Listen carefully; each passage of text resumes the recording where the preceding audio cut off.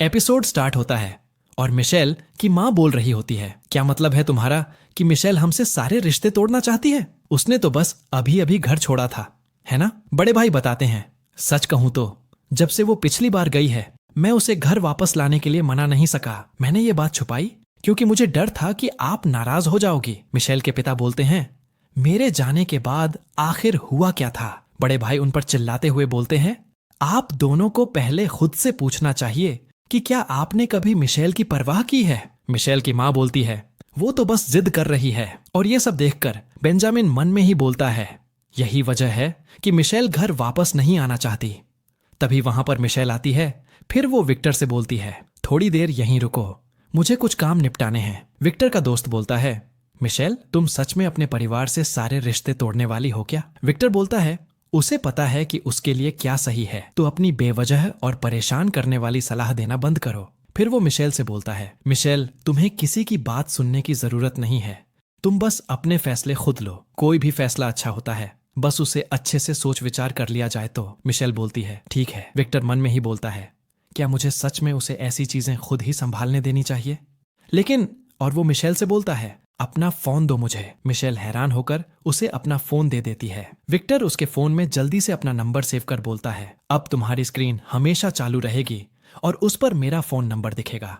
जैसे ही तुम कॉल करोगी मैं तुरंत पहुंच जाऊंगा। पीछे से विक्टर का दोस्त बोलता है, और मैं भी। मिशेल वहां से जाते हुए सोचती है, देर पतझड़ में रात को ठंड लगती है, लेकिन अब मेरे पीछे मजबूत सहारा है। फिर वो आकर अपने परिवार से बोलती है, मुझे अब और परेशान मत करो, ये बहुत ही अनोइंग है। मिशेल की माँ बोलती है, ये तुम क्या कह रही हो? हम इस बारे में घर पर बात करेंगे। मिशेल बोलती है, समझ नहीं आता क्या? सारे रिश्ते तोड़ने का मतलब है कि तुम्हें अब मेरी कोई जिम्मेदारी नहीं उठानी होगी और मैं भी तुम्हारी जिम्मेदारी नहीं रहूंगी। कानून के अनुसार इसका मतलब है कि अब हम एक दूसरे के प्रति कोई लेना देना नहीं रखते। और मिशेल बड़े भाई को उनका कार्ड वापस देते हुए बोलती है, मैंने हेलिन से $17,730 उधार लिए ताकि मैं पिछले 2 सालों में तुमने मुझ पर जो खर्च किया है वो चुका सकूं। मैं उसे धीरे धीरे चुका दूंगी, लेकिन मैं तुम लोगों का कर्जदार नहीं रहना चाहती। बेंजामिन बोलता है, दीदी। तभी मिशेल बीच में ही बोलती है, मुझे वो मत कहो। मिशेल की माँ बोलती है, क्या तुम्हें मेरे जन्मदिन पर गुस्से में ऐसे शब्द कहने ही थे? बड़े भाई बोलते हैं, हाँ, कम से कम आज के दिन तो मत। मिशेल बीच में ही उनका बात काटते हुए बोलती है, ये शब्द कभी गुस्से में नहीं कहे थे, मेरी गलती थी। मुझे अपने जैविक माता पिता का प्यार या वो चीजें नहीं चाहनी चाहिए थीं जो कभी मेरी थी ही नहीं। अब तुम्हें मेरे और यान के बीच फंसा हुआ महसूस नहीं करना पड़ेगा और कोई तुम्हें परेशान भी नहीं करेगा। प्लीज इसे अपनी आखिरी जिम्मेदारी समझकर मुझे जाने दो। ये बोलकर मिशेल विक्टर को कॉल कर देती है। उसके बाद उस पूरे जगह पर शांति का माहौल छा जाता है और तभी वहां पर विक्टर अपना बाइक लेकर आता है। फिर वो मिशेल को एक हेलमेट पहनाकर उसके आंसू को साफ करते हुए बोलता है, क्या तुम सच में यहां से निकलकर इतनी खुश हो? चलो बैठो। विक्टर मिशेल को वहां से ले जाते हुए मन में ही बोलता है, क्योंकि उन्हें लिटिल मास्क नहीं चाहिए तो फिर अब वो मेरी होगी। उसके बाद हम रात के समय झाओ परिवार का घर के अंदर देखते हैं, जहां यान सोच रही होती है वो रोने की आवाज, और जब वो अंदर देखती है तो उसकी मां जोर जोर से रो रही होती है। ये देखकर यान उनके पास जाकर बोलती है, उदास मत हो मां, आपके पास मैं हूं, मैं हमेशा आपके साथ रहूंगी। मिशेल की मां यान का ड्रेस देखकर मन में ही बोलती है, ये ड्रेस तो तभी उन्हें याद आता है जहां यान बोल रही होती है, मां मैं मिशेल की ड्रेस पहनना चाहती हूं, इससे मैं गोरी लगती हूं। मिशेल की मां बोलती है, हाँ ये तो बस एक ड्रेस है, मुझे यकीन है उसे कोई आपत्ति नहीं होगी। ये याद करके मिशेल की मां मन में ही बोलती है, मैंने ही अपनी सगी बेटी को खुद से दूर कर दिया। दूसरी तरफ हम मिशेल और विक्टर को देखते हैं। कुछ समय बाद विक्टर मिशेल का हेलमेट निकलते हुए उसके बालों को सही करने लगता है। विक्टर मिशेल का बाल सही करते हुए बोलता है, यहाँ रात में बहुत ठंड है, अगर हम और देर तक बाहर रहे तो हमारी उंगलियां जमने लगेंगी। मिशेल विक्टर का चेहरा छूते हुए बोलती है, क्या अभी भी दर्द हो रहा है? विक्टर शर्माते हुए बोलता है, ऐसी छोटी चोट तो कुछ भी नहीं है। तभी वहां पर विक्टर का दोस्त और हेलिन आ जाते हैं। उन्हें वहां देखकर मिशेल बोलती है, तुम हेलिन को साथ क्यों लाए? विक्टर का दोस्त बताता है, इतनी खास घड़ी पर बारबेक्यू सेलिब्रेशन तो जरूरी है, वो तो विक ने मुझसे कहा कि तुम्हारे दोस्त को साथ लाऊं। चलो मिशेल बैठ जाओ। तभी विक्टर बोलता है, रुको जरा जैकी, तुम पैसेंजर सीट पर बैठो। जैकी जियांग कार से बाहर निकलते हुए बोलता है, बहुत समय हो गया मिले हुए, क्या तुम ऐसे ही अपने पुराने दोस्त का स्वागत करते हो? फिर हमें इसके बारे में बताया जाता है जैकी चियांग, विक्टर फू का बचपन का दोस्त। मिशेल जैकी को देखते हुए मन में ही बोलती है, क्या वो संभावित उम्मीदवारों की सूची में दूसरे नंबर पर नहीं है? मिशेल जैकी को घूरता देखकर मिशेल से बोलता है, क्या हुआ? इतनी रात को भी तुम्हारी नजर कितनी तेज है? फिर वो मन में ही बोलता है, क्या जैकी वाकई इतना हैंडसम है? उसने मुझे पहले कभी ऐसे नहीं देखा। जैकी बोलता है, जल्दी कार में बैठो, मैं भूख से मरने वाला हूं। कुछ समय बाद हम बारबेक्यू रेस्टोरेंट के अंदर देखते हैं, जहां मिशेल और जैकी एक साथ बोलते हैं, ओह अच्छा, तो वो तुम हो। विक्टर बोलता है, तुम हो से क्या मतलब है? लिटिल मास्क, क्या तुम और जैकी पहले से एक दूसरे को जानते थे? मिशेल बोलती है, नहीं, ज्यादा नहीं, लेकिन मैंने पहले आर्ट्स एकेडमी में सेलो परीक्षा में उसकी जगह ली थी। उसका निकनेम हैंडसम जे है। विक्टर बोलता है, तो क्या तुम दोनों ने पहले ही कांटेक्ट शेयर कर लिया है? मिशेल बोलती है, हाँ। विक्टर बोलता है, तो क्या इसका मतलब ये नहीं कि तुम दोनों की बननी तय है? मिशेल बोलती है, हाँ, ऐसा कह सकते हो। चलो हाथ मिलाते हैं।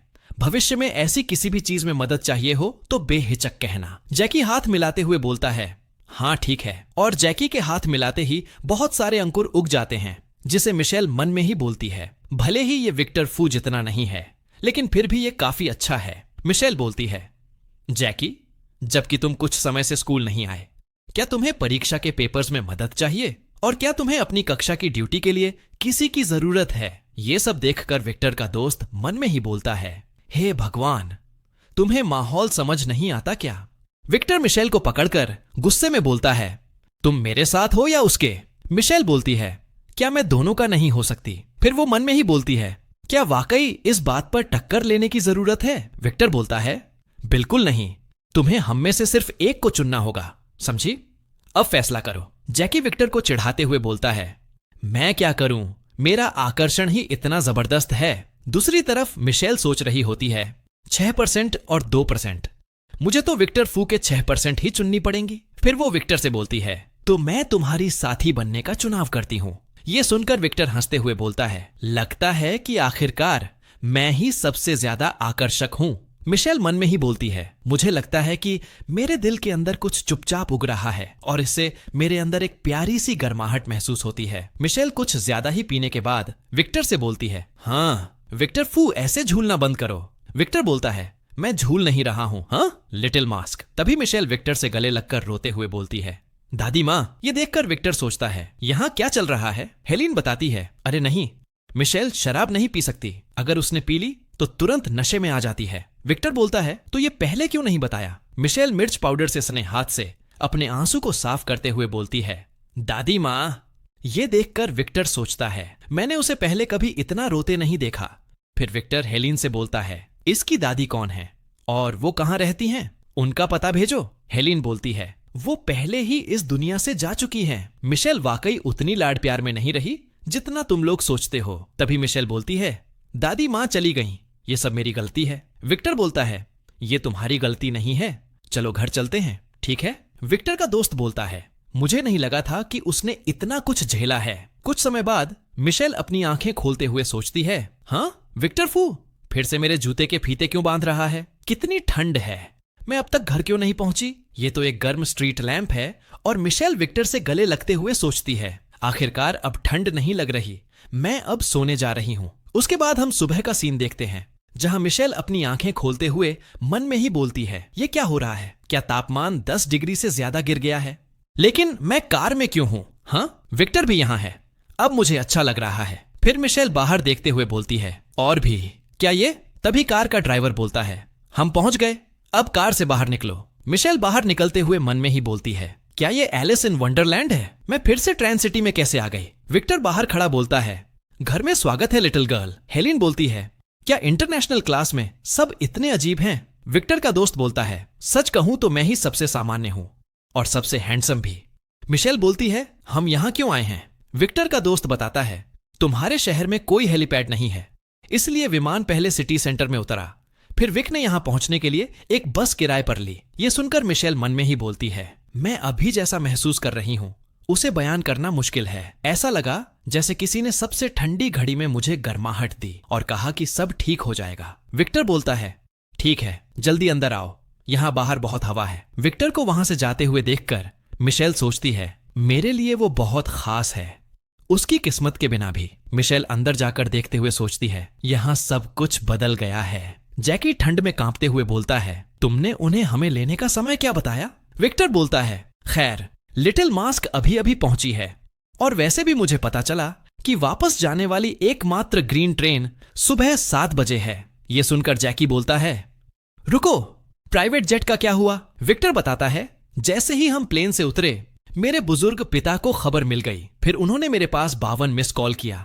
और उन्होंने मेरे सारे सुविधाएं छीन ली है। जैकी हाथ जोड़कर बोलता है, उम्मीद है कि तुम वापस जाकर फिर से सब सही करोगे। विक्टर वहां से जाते हुए बोलता है, अगर बात लिटिल मास्क की हो तो मुझे पिटने में कोई दिक्कत नहीं। और वो मिशेल के पास आकर बोलता है, ये लगाओ, तुम्हारी आंखें सूजी हुई हैं। मिशेल वो अपने आंखों पर लगाकर बोलती है, आंखों की सूजन कम करने वाला पैच, ये तुम्हें कहां से मिला? विक्टर भी अपने लिए एक लगाकर बोलता है, बस यूं ही खरीद लिया। तभी मिशेल बोलती है, रुको जरा। ये बोलकर मिशेल उसके मास्क को सही करने लगती है, और ये करते समय वो दोनों एक दूसरे के बहुत ही पास आ जाते हैं, जिसे उन दोनों का दिल जोर जोर से धड़कने लगता है। तभी वहां पर विक्टर का दोस्त आकर बोलता है, ये तो गलत है, मैंने भी ठीक से नहीं सोया हूं, मुझे क्यों नहीं मिला?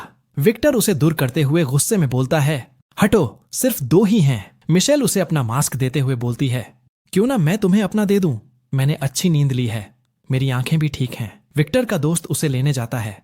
तभी विक्टर उसे मारते हुए बोलता है, ये लो। ये देखकर मिशेल बोलती है, क्या सिर्फ 2 नहीं थे? विक्टर बोलता है, मुझे याद ही नहीं था कि मेरे पास एक और डिब्बा था। कुछ समय बाद एक औरत बोलती है, अरे मिशेल, तुम वापस आई? मिशेल बोलती है, मैडम ली, मुझे आपकी बहुत याद आई। मैडम ली मिशेल को सहलाती है, जिससे मिशेल हंसते हुए बोलती है, मैडम ली, अब मैं पहाड़ों में अपनी दादी से मिलने जा रहा हूँ। मैडम ली बोलती है, जाओ, मैं तुम्हारे लौटने तक कुछ अच्छा बना दूंगी। उसके बाद हम बारिश के बाद कब्रिस्तान का सीन देखते हैं, जहां हेलिन बोलती है, बारिश के बाद यहाँ ठंड लग रही है। विक्टर का दोस्त बोलता है, कोई ताज्जुब नहीं कि जैकी यहाँ नहीं आना चाहता था। मिशेल बोलती है, तुम तीनों पहले वापस क्यों नहीं चले जाते? विक्टर का दोस्त बोलता है, ठीक है, हम पहले वापस चलते हैं। विक्टर बोलता है, मुझे ठंड नहीं लग रही, मैं तुम्हारा इंतजार करूंगा। विक्टर का दोस्त बोलता है, ठीक है, तो तुम मिशेल के साथ रहो। विक, मैं अब हेलेन के साथ नीचे जा रहा हूँ। फिर वो अपने मन में ही बोलता है, सही कहा, किसी लड़की को दूर पहाड़ी इलाके में अकेला छोड़ना बिल्कुल अच्छा विचार नहीं है। और वो दोनों वहां से चले जाते हैं। विक्टर मिशेल को देखते हुए सोच रहा होता है, मैं उसे कैसे दिलासा दूं? सच में मैं तो साइमन को वापस बुलाना चाहता हूँ। तभी मिशेल बोलती है, मैं ठीक हूँ, मुझे दिलासा देने की जरूरत नहीं। क्या हम कल स्कूल वापस जा सकते हैं? विक्टर बोलता है, हाँ बिल्कुल। तभी वहां पर एक कुत्ता आकर उन्हें भौंकने लगता है। ये देखकर मिशेल बोलती है, ये कुत्ता यहाँ कब आया? और मिशेल विक्टर का हाथ पकड़कर मन में ही बोलती है, उसके हाथ इतने पसीने से भरे क्यों हैं? विक्टर उसे देखकर डर से कांपने लगता है। मिशेल पीछे से चिल्लाते हुए बोलती है, विक्टर!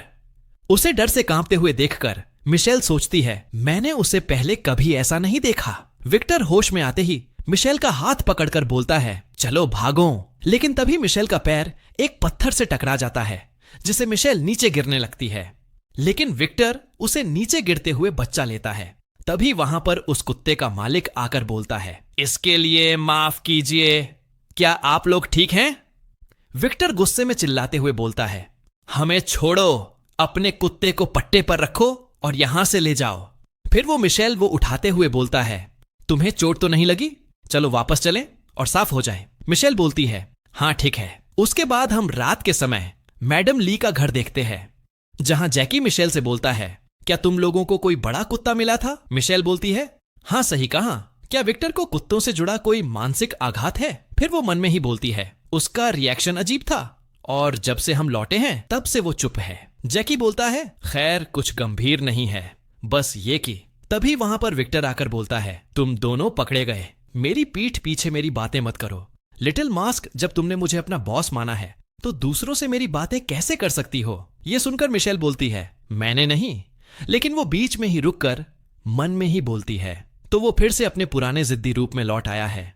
क्या मैं ज्यादा सोच रही थी? इसी बीच हम झाओ परिवार के घर पर देखते हैं, जहां बड़े भाई एक पत्र पढ़ रहे होते हैं। अगर आप लोग चाहे तो आप इस पत्र पढ़ सकते हैं। खैर, हम आगे बढ़ते हैं। मिशेल की मां रोते हुए बोलती है, मुझे उम्मीद नहीं थी कि मिशेल अपनी बातों को सच में गंभीरता से लेगी। और इसी के साथ एपिसोड 3 खत्म होता है। मैं इसका एपिसोड 4 जल्दी ही लाऊंगा। तब तक के लिए वीडियो को लाइक और चैनल को सब्सक्राइब कर लो। चलो मिलते हैं अगला एपिसोड में।